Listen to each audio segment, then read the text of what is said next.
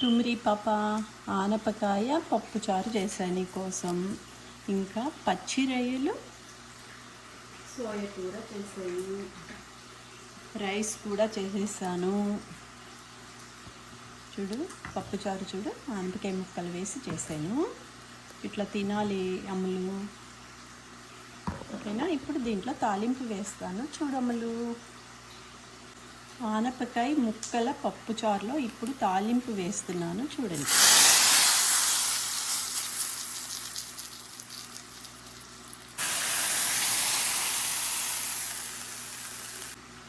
రుచికరమైన ఆనపకాయ పప్పుచారు ఇవాళ మా అమ్మాయికి చేశాను.